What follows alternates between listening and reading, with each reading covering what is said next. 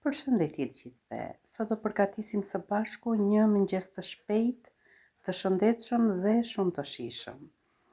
Në vetëm pak minuta do të kemi një vakt plot energji perfekt për të nisur ditën siç duhet.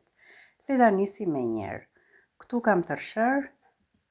Tërshërën mund ta përdorni edhe kështu si është, por unë do ta bluaj që ai kremi të dalin më kremoz.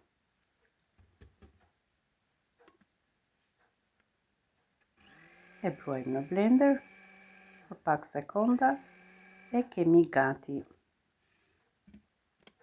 E vendosim në një tenxhere të vogël, duke i shtuar një gotë 250 ml me qumësht. Fare mirë mund ta përgatisni edhe me ujë. Qumshtin mund ta zvendësoni me ujë.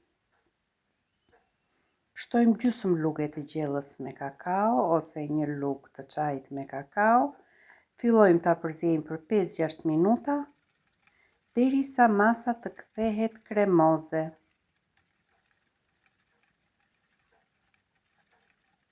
Vazhdojmë ta përzijmë. Kakaoa bashkohet pak me vështirësi, por bashkohet me përbërësit e tjerë.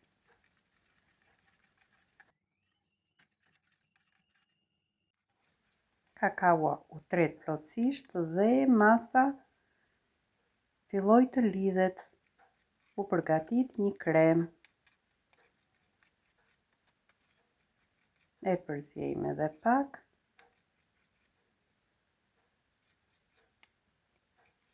Kremi u trash edhe më shumë, është momenti për ta larguar nga zjarri. Do ta lëm pak minuta të ftohet pak për t'i shtuar një lugë me proteinë. Nëse nuk e keni proteinën, sigurisht që mund mos ta shtoni. Por për më shumë energji dhe proteinë sigurisht, unë i shtova një skup me proteinë. E vendosim në një tas.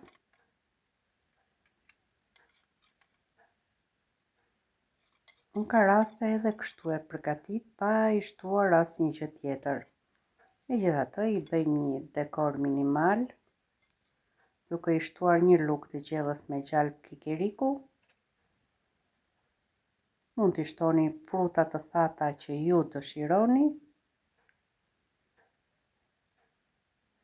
por edhe fruta të njoma nëse doni, feta, banane, kiwi, çfarë juve t'ju pëlqej.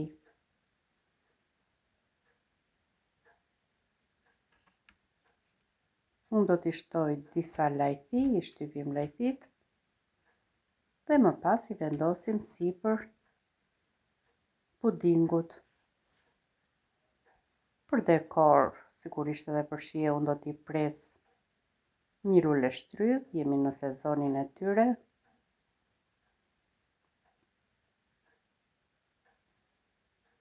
Dhe çdo gjë në sezon duhet konsumuar.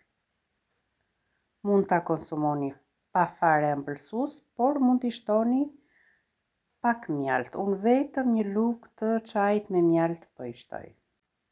Për ta shijuar unë po kaloj në obor dhe ja pra miq, kaq e thjesht ishte kjo recetë. Një mëngjes që jo vetëm të ngop, por t'jep edhe energji për gjithë ditën. Nëse ju pëlqeu receta, mos harroni të bëni like, të komentoni dhe të abonoheni në kanalin tim për më shumë receta të tjera të shijshme. Nëse do e provonit këtë recetë, më shkruani në koment se si ju doli. Si gjithmonë, me dashuri nga kuzhina ime.